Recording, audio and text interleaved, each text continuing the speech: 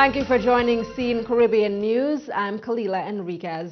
The partial shutdown of the United States government over a budget stalemate between Democrats and Republicans continued for a second day on Wednesday.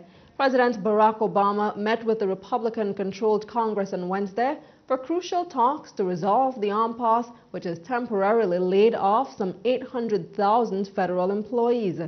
But persons living in the United States aren't the only ones affected by the federal government tit-for-tat. In the Caribbean, key sectors such as remittances, tourism, and other business interests are watching with bated breath while hoping for a quick resolution. And U.S. territories in the region are just as eager for the stalemate to be over, as the last one 17 years ago lasted for 3 weeks. Over in the U.S. Virgin Islands, Governor John DeYoung Jr. says government department heads are analyzing the impact of the shutdown on the country. He says while the impact so far is minimal, if drawn out, it will have a negative impact. Governor Young says he's also concerned about the effect the shutdown will have on the 700 federal workers employed to law enforcement, the legal system, and park services in the USVI. Meanwhile, over in the U.S. territory of Puerto Rico, tensions are also running high. The U.S. government provides nearly 40% of government revenue in Puerto Rico. And with the island's economy retreating into recession, according to Reuters, half of the 10,000 federal workers in Puerto Rico will be affected by the shutdown. This will further deepen the unemployment crisis on the island, which currently stands at 13.9%. Puerto Rican officials are worried that the continued stalemate will also affect key social programs, such as temporary assistance to needy families and special nutritional supplemental assistance for women, infants, and children. News from Jamaica now. The country is amending legislation to facilitate the free movement of skilled workers throughout CARICOM. In Parliament on Tuesday, Labour and Social Security Minister Derek Kelly tabled several amendments to the CARICOM Free Movement of Skilled Persons Act. The adjustments will now broaden the categories of workers able to apply for CARICOM skills certificates. Previously, the Act only facilitated employment for artists, musicians, media workers, sportsmen, and women. Kelly explained that the proposed amendments will now accommodate nurses and teachers. It will also recognize graduates from several regional tertiary institutions. A degree designated as an associate, a bachelor's, master's, or doctoral degree of A, the University of the West Indies, B, University of Technology, Jamaica, C, Northern Caribbean University, D, Mico University College, C, University of Guyana. This change is necessary as the university landscape has expanded considerably since the Act was promulgated in 1997, and without this amendment, otherwise qualified applicants would be disenfranchised if these accredited universities were not recognized. Meanwhile, Mr. Kelly says Caribbean nationals will be required to pay a cost to obtain the skills certificate. He says the island has been providing the application free of cost, unlike their regional partners. The minister says the administrative costs have become burdensome.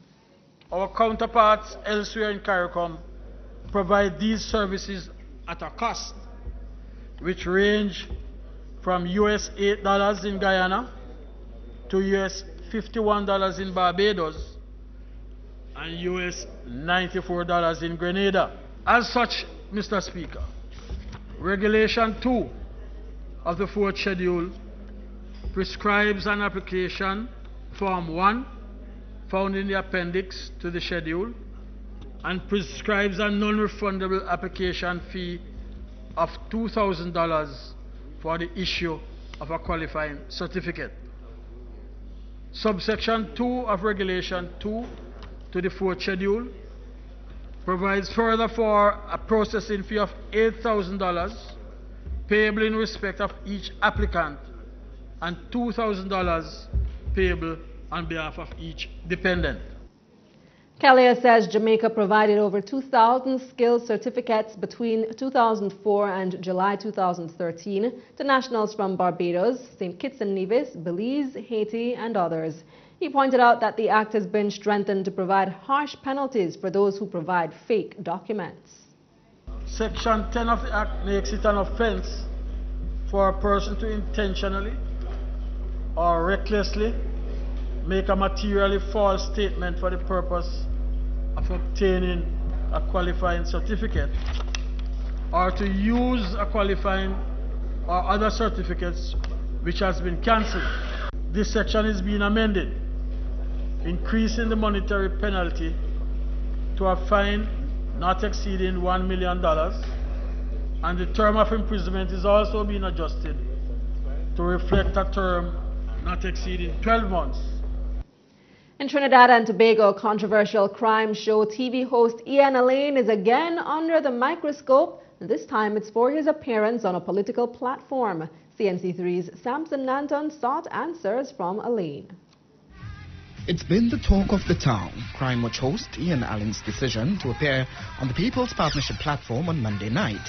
His decision has had talk shows abuzz, many turning to social websites like Facebook and Twitter to harshly criticize the move. Many people are calling you a sellout. Sellout for what? If indeed you... Sellout for what? I mean, sellout for what? Sellout for what? What is this government? This government can't give me any... I am sellout for what? If I was looking for food, I mean, what money am I looking for? Sellout for what?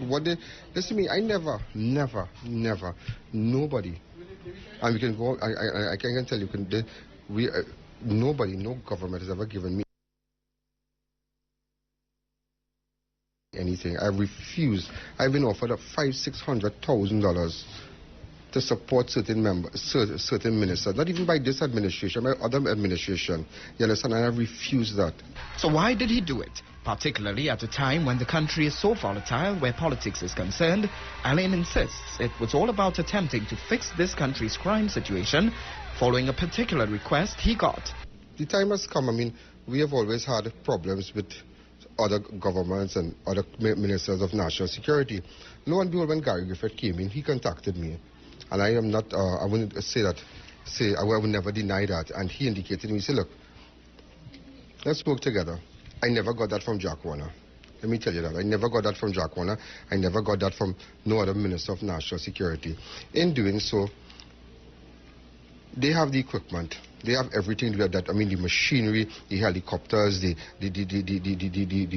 force to go there. Now, as you know, Northeastern Division has played a very pivotal role with us with respect to dealing with crime. I have no problem with that. Hats off to them. But nevertheless, it's taken it to the next level. If you have the equipment, I have the information. Country first. You understand? Country first.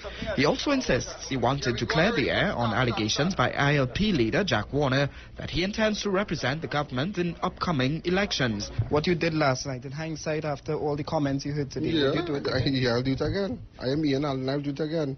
I will do it again.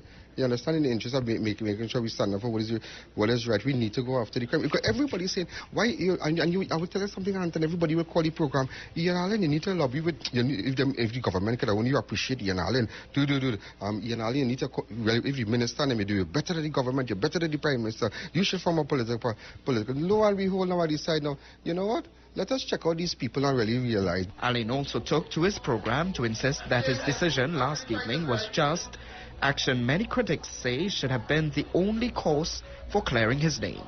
Samson Nanton, CNC3, Port of Spain.